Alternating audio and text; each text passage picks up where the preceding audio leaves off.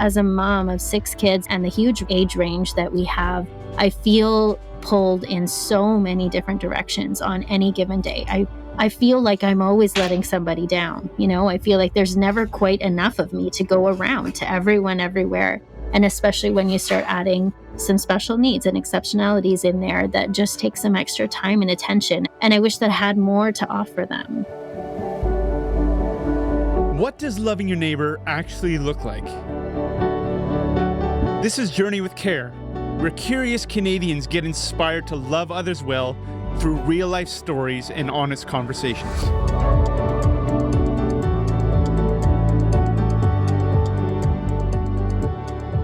Welcome, Journey with Care listeners. We've had several weeks of some Jeopardy, getting to know Wendi and I a little bit, and then we've been on the road to Kansas City. You heard all about that. And finally, we're getting back to the stories. We know you're here for the stories, the real stories, the honest stories. And today is not going to disappoint. We have one of our associates on, Alicia. Well, I'm just so excited. We have Alicia Freeman from Parry Sound, Ontario. She is part of the Care Impact team, and she can share a little bit herself. But Alicia, welcome to the podcast. Thank you so much. I'm really honored and really excited to be here with both of you. This is a first for me. So, Alicia, you want to maybe introduce yourself to our listeners, maybe tell us a little bit about your family?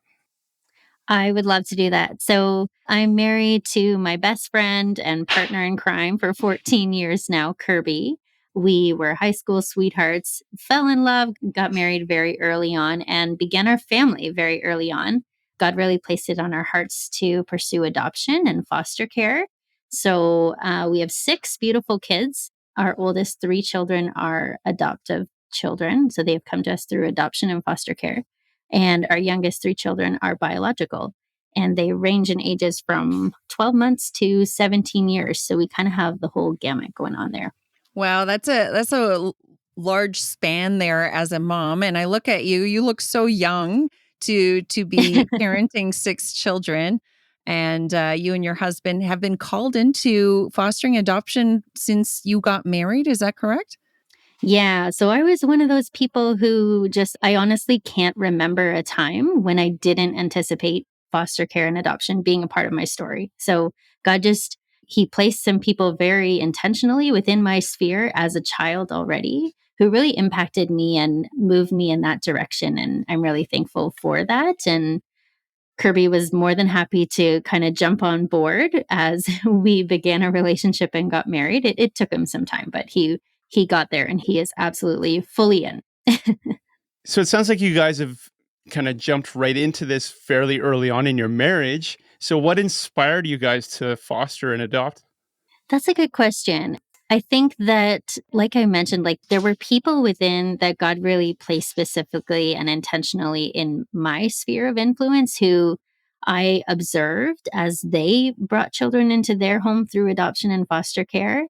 And God just used those stories to really impact me and my growing heart. And full disclosure, I jumped in as, a hardcore savior mentalist.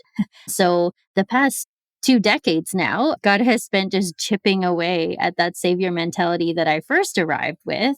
But my husband and I always say, it was that naivety and that enthusiasm that God used to bring us to the place where he wanted us. And then he was like, okay, I've got you here now. I've got a lot of work to do. Well, thank you for your honesty and vulnerability in that, because I think that many people could identify with that. And we see vulnerable children and those needing homes. And it's easy to fall into that, like, hey, let's just swoop in and rescue the children. Maybe we can make a better future. And there's a lot of good intentions in all of that. But I think life taking in children, even speaking from experience, life going through that journey has a way of dethroning us, right? Humbling us as parents.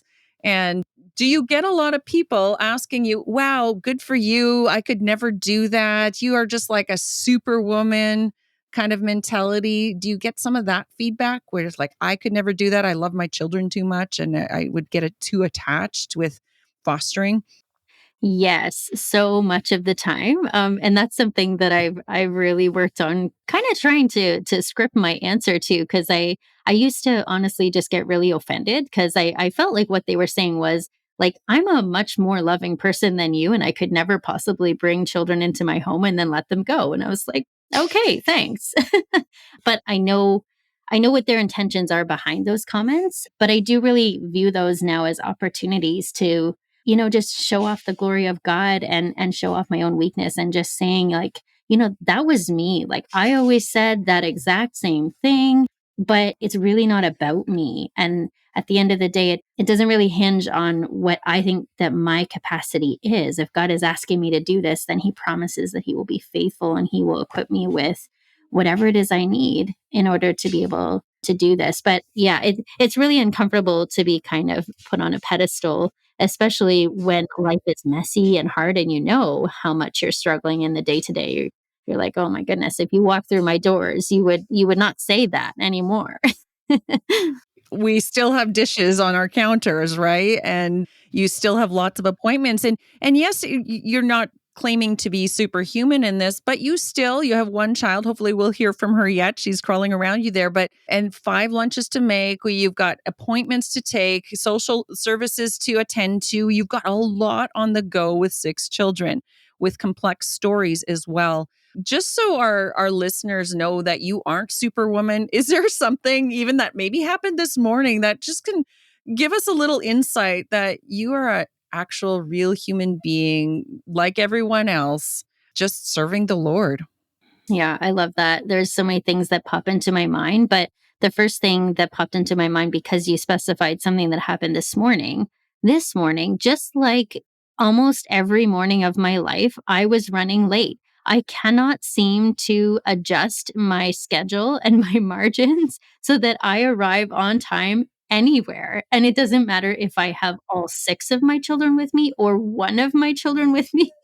Just recently, I arrived like 5 minutes late to a doctor's appointment for my baby. She was due for immunizations and they canceled on me. They wouldn't let me come in. And I was so frustrated with myself and so frustrated with them, even though I knew that I didn't really have a right to be frustrated with them. But it was just a frustrating experience. So I really don't like, I don't enjoy being late, but I just seem to have trouble like adjusting my life and paying attention to my margins, I guess, so that I can arrive on time with everybody, fed and clothed and intact. Probably have to do like a deep dive on what's going on there for me. It probably has a lot to do with mental rest, which is something we talk about a lot in our trauma care, self-care module. But yeah, just the mental overwhelm can be very real. So we've just had another guest join our podcast. So if you hear from this guest, I don't know if they'll introduce themselves because I don't think they could talk. But anyway, Wendi. I'd love to dive in a little bit about some of the challenges, the things that sometimes aren't Pinterest worthy, are not on Instagram. It's not those cute pictures. But when you were talking about some of the hardship as a parent and having to move into a difficult journey through the journeys of your children, are there some things that you've been surprised or challenged by when you said yes to caring for children in difficult places? I'm just curious how you have grown as a person as you've said yes into these difficult spaces. Yeah, absolutely. One of the first things that comes to my mind that I think really shocked me was like I said, I have carried this passion for caring for vulnerable children for a very long time. And I always assumed that knowing their stories and knowing where they have come from and the traumas that they've lived through would transform me into an incredibly compassionate person who was always able to understand, why they may be behaving in the ways that they're behaving. But it's turned out that's really not the case. I still struggle Mm. with being irritated over tiny things and getting frustrated when there are behaviors or even emotions that are just really uncomfortable or invading my own personal space. I never would have anticipated that I would start accumulating so many triggers of my own. I remember early on in our journey hearing about vicarious trauma for the first time. And it felt very foreign and very strange to me.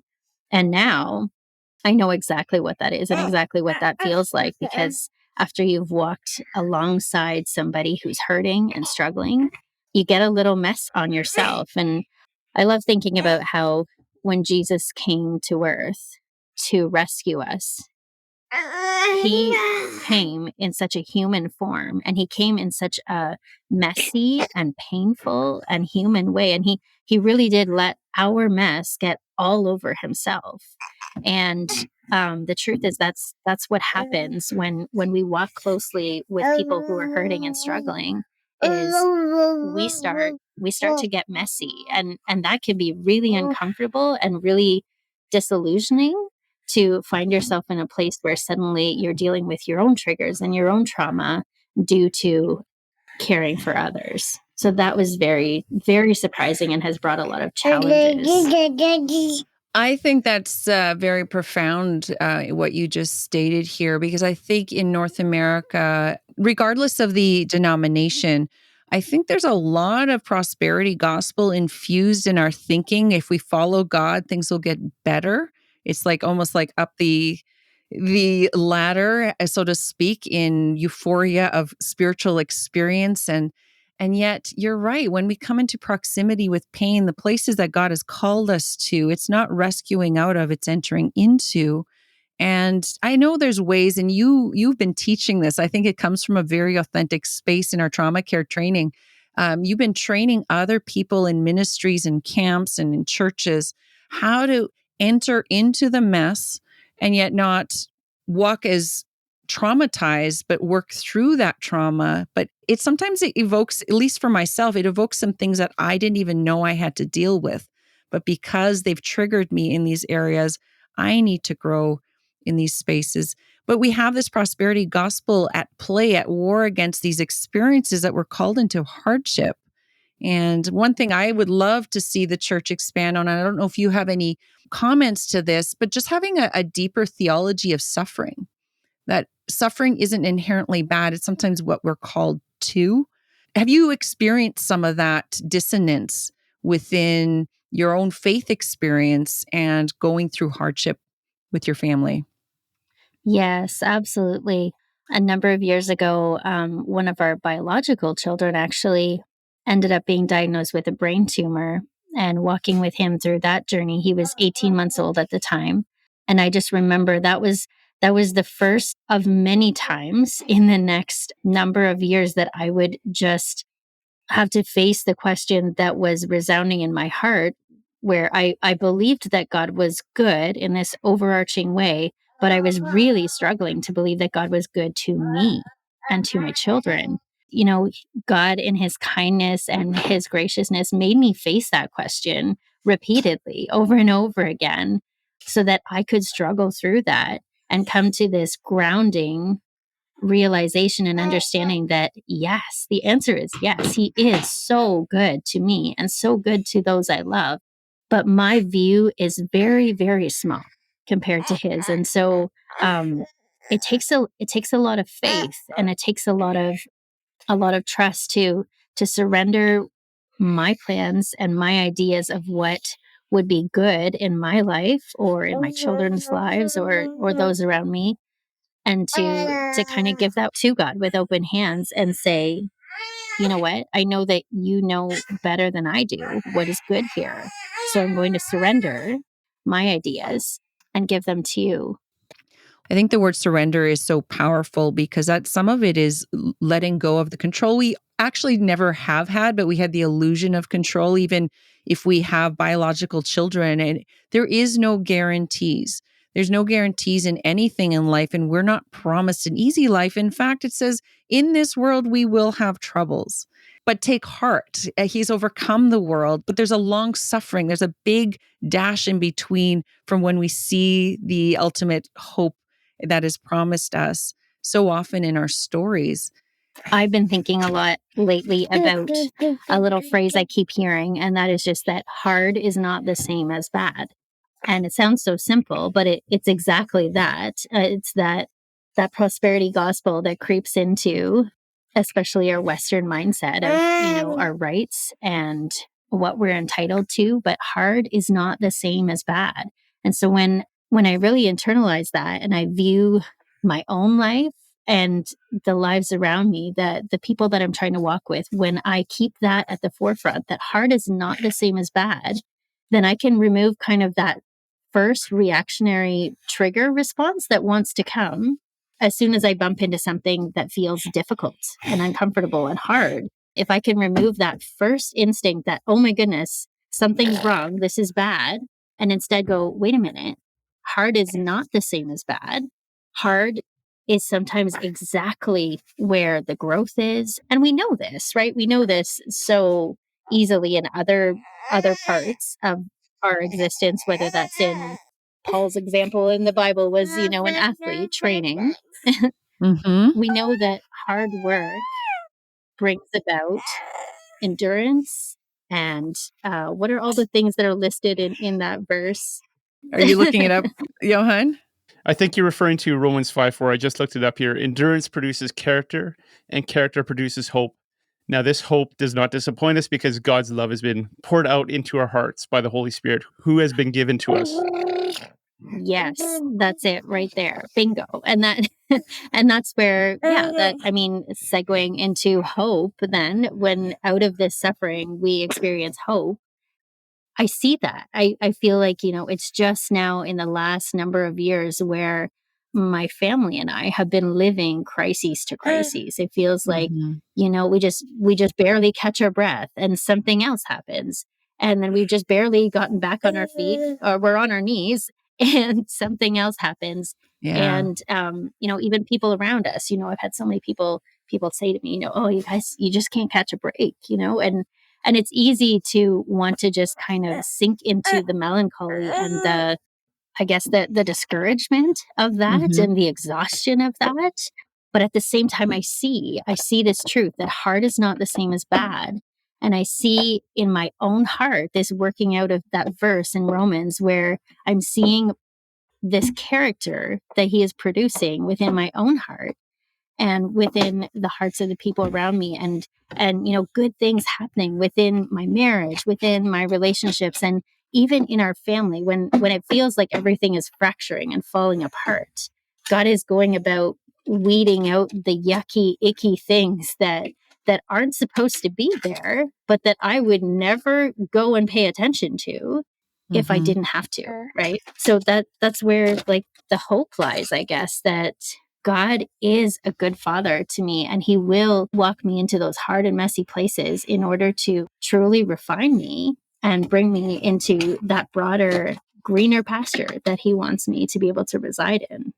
Yeah, in the good and the hard, God is still good. It's not dependent on our circumstances if they're good or bad. I think we can honestly say sometimes things are hard and some things are the way they shouldn't be. And yet, this is the reality that we're all living. And you can fill in the blank. Everybody has their own experience that they're called to face. And I think it's our faithfulness and just turning to God, not that God is impressed by, ooh, did you see me now, God, how I responded? I really saved the day there. He's not impressed. He just wants our surrender, right? He just like, I got you, girl. I've got you. And it's not on our just on our behavior that we have to win this approval in our bad situations or hard situations, that we have to somehow behave in an extraordinary way to win that approval of God. We are beloved. And he just delights, though, when you, Alicia, respond in those hardships, whether there's healing or not, whether there's reunification or not, whether there's restoration or not. But in those hard times, how are you being faithful to that? That is where we can get that hope that only comes from Christ. And we let go of some false sense of control in these situations. However, I will argue, though, we could, and I sometimes do. There are some areas that I just want to control. So I'm just not going to go there. I'm going to avoid the pain, and therefore I'm going to say no to it. That is easy. Like, I think in today's society, we very much prize control and having everything, having boundaries, for example, even though God is knocking and saying, I'm going to mess that schedule up. Are you willing to give it up? I just had it recently, and it's just like, God, this wasn't part of my plans. And yet God is so faithful. I really admire that your faith hasn't really been shaken in the midst of this. And like, I see it evidenced even in some of your communications with our Care Impact team. Like when you're going through those crisis after crisis, we've seen those prayer requests come out on the chat. You didn't just fold back into your little world and try to deal with it on your own, but you're really reaching out to people and asking, hey, I really need prayer for this, because the Lord's the one that needs to intervene, and he's the one that's going to help us through it. So it's evidenced in your life, even as you go through the crisis, that you're leaning into him and his goodness. Thank you so much for that, Johan. That's really encouraging. And I just, yeah, I just want to testify that I feel like that's a very new work in my heart. And again, one of those things that God has produced. And my husband and I were just talking about this the other day, the humility that we are learning how to walk with. I say learning because um knock on wood, we've had lots of practice with humility, but just reaching that place and being able to let go and realize, you know what? Both the good and the bad, they're not all on me. It's not my story that's being written right now. It's God's story that is being written. And he's going to do what he's going to do. And that I don't have to take on so much, when it comes to the tough times. I don't have to take it all on and try to white knuckle through it all by myself. But then also in the good times, I don't have to just hoard that to myself and bring the glory and the credit on myself somehow. I can just relish the fact that the truth that I know that this was not me. There's no way that I could have brought this about. And so I would say that has brought a lot of freedom and joy to our lives in the last couple of years as we've been moving from crises to crises to crises, and starting to just stay in a posture of learning and humility and growth, and understanding that, you know what, God's doing a thing here and we don't know what it is right now. And we may never know what it is. But our job, just like you were saying, Wendi, is just about faithfulness. That reminds me of a conversation that I had with Kirby a little while ago. And it's just going to stick in my mind forever, because you know how sometimes you just have those conversations and somebody just helps you have this light bulb moment and think like, oh my goodness, I don't know how I had it so wrong. But I was just really struggling. I was struggling with my own capacity limits as a human. I mean, as a mom of 6 kids and the huge age range that we have, I feel pulled in so many different directions on any given day. I feel like I'm always letting somebody down. I feel like there's never quite enough of me to go around to everyone everywhere. And especially when you start adding some special needs and exceptionalities in there that just take some extra time and attention. And I wish that I had more to offer them. So I was just sharing with him how I just felt so burdened, and that I was just hitting the ceiling all the time of my capacity limits, and I was exhausted and I desperately needed rest. But I also felt this heaviness that I didn't want to somehow. I wanted to make sure I was being accountable to live up to my potential.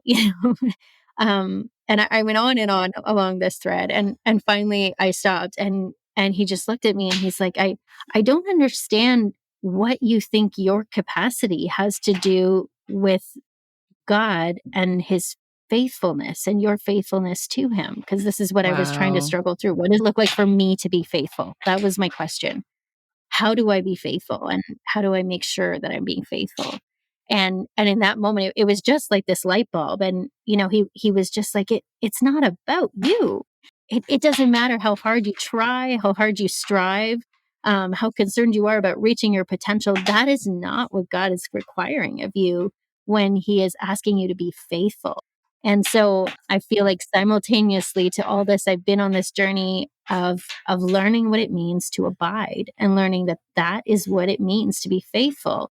The only thing that God requires of me is that I abide in him and become this source of the life that he has to offer, right? And there's so much freedom in that when I realize that Mm. it's not me. I don't have to make sure that I've got it all perfect. Instead, I just need to be a channel that his lifeblood can run through. And thinking about that vine analogy of just when I'm connected to him, there will be fruit on the other end. And it has nothing to do with me, but I get to be there and I get to watch it happen and I get to be a part of it. And that's the beauty of being a part of his family, right? And a part of his kingdom.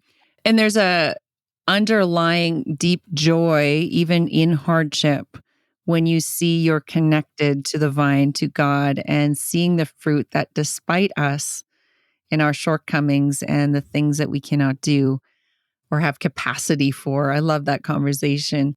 Despite that, God is doing a good thing. I think there's listeners right now that are going through fill in the blank hardship, whether they're a mom or they wish they were a mom, or they were thrust into a financial or workplace, or there's so many different crises, not to even mention all the things that we see in the news, but sometimes things happen to us. And then there's also people listening that have this little niggle, kind of like you did when you were getting married, about fostering or adopting or invitation into that they could actually say no and get away with. But they're sitting at the precipice of these things, either in crisis or invited into it. Can you speak to them in what it looks like to abide in those moments and to trust? What would you say to them? Well, I feel like I'm very much still on the journey of learning what it means to abide. Like I said, I feel like this has just been the last couple of years that God is showing me what it looks like and feels like to walk in freedom and to walk in this spirit of abiding in Him. I have had the privilege of working with a really impactful Christian counselor who has been such a great source of wisdom and guidance for me as I work out some of these things. And what does this look like practically? For me, it's meant having the faith to prioritize time in the word and time with other believers, even when, my schedule is packed and my life is chaotic, to believe that my time spent with Jesus or my time spent with other Jesus lovers, my time spent in worship is going to pour life into me, even if I can't feel it in the moment. So I think that is a big one. And I know there are probably a lot of moms out there. I know the last thing you want to hear is another to do thing, right? But I know what it feels like to have time with God as a thing on my to-do list. And then I know what it feels like to have it as something that I crave and look forward to. And it's definitely one of those things that the more you do it, the more you crave it. And the more that you see the value and the more that you start learning how to work that into the little pieces of your day. And let's be clear, like I don't rise early. I don't spend hours. I'm not that person. I wake up with my kids. I have one of my kids wakes up at 7:00 a.m. every single morning. It doesn't matter if it's the weekend or the weekday. He's a very scheduled little person. 7:00 a.m. He's my alarm clock. It's time to get up. That's when I get up. I don't get up early, but I find time. I use screens to occupy my little ones so that I can have time with Jesus. I go for walks and, pray out loud while I'm pushing the stroller. I post scripture around the house and I have them in my bathroom so that every time I go into the bathroom, I see those verses and it starts to infiltrate every part of my day. And it's beautiful. It's beautiful. I have the Bible app on my phone and I look at the verse of the day. A week ago, I felt like the verse of the day was all I had. It was a crazy week. It was all I had. Every day I had the verse of the day and that was it. But you know what? God was faithful in that. And honestly, by like the fourth day, I was like opening up the Bible app, being like, okay, Jesus, what do you have for me today? I'm a little scared because so far the verse of the day in the morning has really given me a pretty good tip off for what I'm going to need today. And some days that was just, rejoice and be glad. And other times it was like endure through hardship and giving me a heads up, like this is going to be a day. You're going to need this. But it's beautiful. It's beautiful the way that he meets us in whatever we bring to him. He is faithful to just increase and produce good things in our hearts and in our minds. And yeah, so I feel like that's what I'm learning about abiding, that it doesn't have to be big and hard. It's just about being in relationship, right? And it's a bit of that intentionality, right? And being creative. God doesn't need us to necessarily spend an hour a day in morning solitude, because sometimes that's not our reality. But can we seek God while we're breathing? Can we seek God when we're doing dishes and taking appointments, responding to urgent crisis? Just, I did it the other day. Lord help. That's all I had. That's all I had. But God met me in those places. It wasn't out of a I should, but Lord help. And that's what I used to tell young people when I worked with them in the church. It's like God's not disappointed with the time you didn't spend with him. He's excited about that moment that you glance towards him. Yeah. Those small specific moments. He gets excited about that. So don't dwell on the time that you didn't spend with him and don't mourn over that. Just see his face when you do glance towards him. And I don't know about you, that's really good, Johan. But I'm wondering, sometimes my capacity is so limited in the things that I've been thrust into and that God has called me to. I really don't even have the words to like pray a lot. I sometimes I have those go to in my community. It takes a village, and it's just like, guys, pray. Where can I turn to? Like, you are my people. And so I'm wondering about community and what has that meant to you? Have you experienced God in community, that they held you when you felt like you couldn't do it on your own?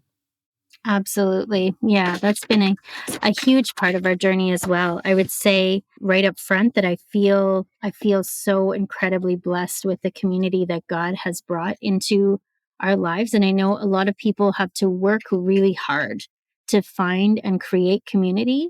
And I will say that I feel like that was gifted to us before we could even ask. When I look back and I watch the ways that God led us, we made a number of church moves, and we moved outside of the community where we grew up in.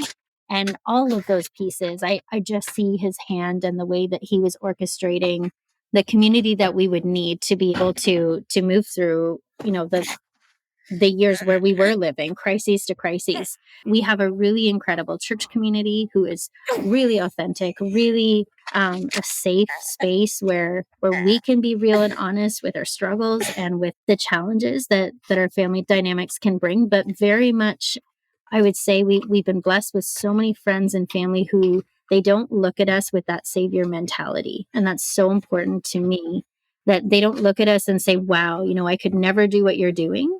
They see the ways that we're messing up. They see the ways that we are being faithful. They see when the outcomes are, as we prayed for and as we hoped, and they see when the outcomes are devastating and painful. And they're just there. They're just there to walk it with us and to encourage us and to point us to truth when we become discouraged and disillusioned.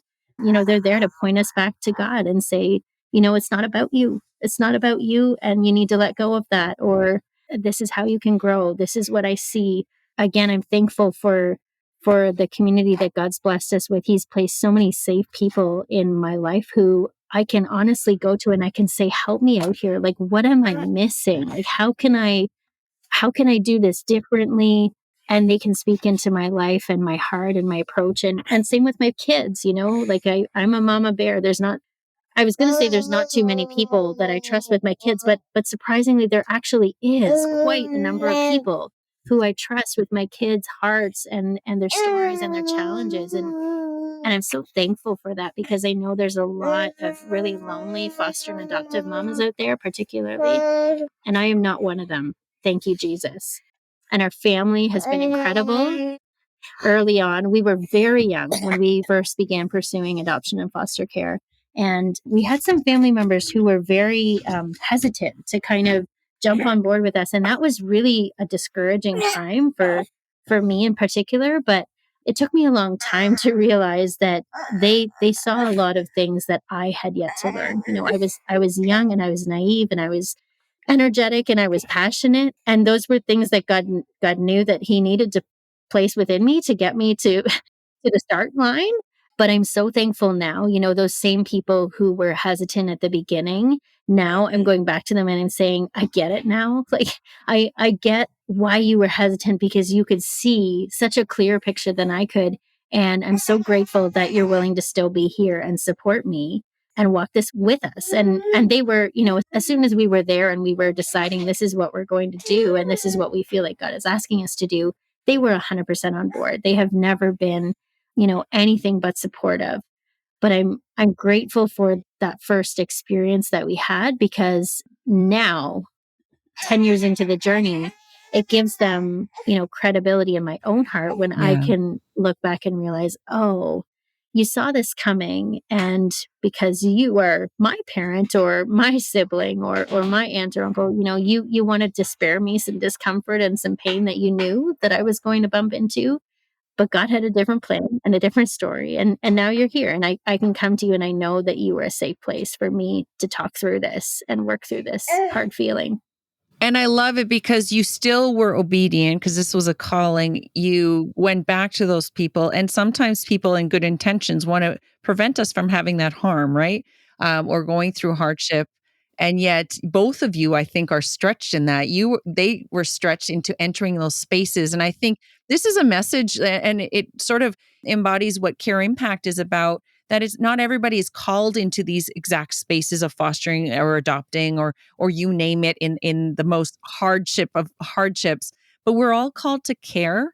And we need aunties and uncles and people in our village that are called to give, or called to give it wise counsel, or called in different ways. That I love calling people in our village saying, hey, do you want to have a fire tonight? I just want to talk. Or would you, yes, I will say yes to your help, and being vulnerable and saying, you know what, I need people in our village. And I think not everybody is able to the way you have. You have had to be vulnerable in saying, you know what, I don't have it all together. I do need a village. And I think there's a lot we could all learn about being that village for the people around us going through hardship. We really need each other, and there's a place for everybody to get involved. And don't worry about getting your hands dirty. It is worth it when we're following the way God has called us. Well, I know we have to wrap things up pretty soon, but there is a very beautiful lining to this whole story. And the reason that you are part of our Care Impact team, the Academy, part of the trauma training, I'd love for you to share a little bit about your experience and your why, to why you are dedicating time to train up churches, not just the foster and adoptive moms, but churches and camps and ministries and organizations to grow in their capacity to care. Can you talk a little bit about trauma care? I would love to talk a little bit about trauma care. You may need to shut me down. This has become my passion and my purpose. And again, so grateful that God has brought us into a space and community where we are able to learn and be a part of other people's learning journeys as well. Early on in our adoption and foster care journey, we quickly realized that we did not have the resources that we needed in order to parent our children well. So early in our journey, we definitely just came to a very clear realization that we did not have the tools and resources we needed to be able to parent our children the way that they needed to be parented and the way that we wanted to be able to parent them.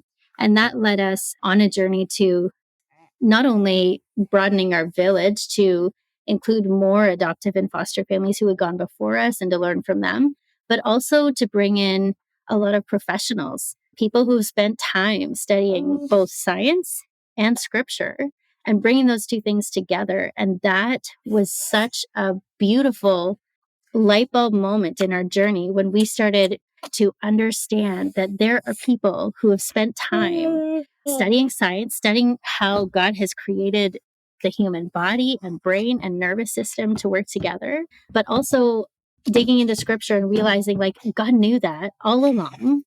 And he's got plans for this. And there's hope, because we really did find that training outside of the church community left us feeling a little discouraged and overwhelmed. But when we started seeking out training and equipping from believers, we found that there was so much hope and there was so much support available.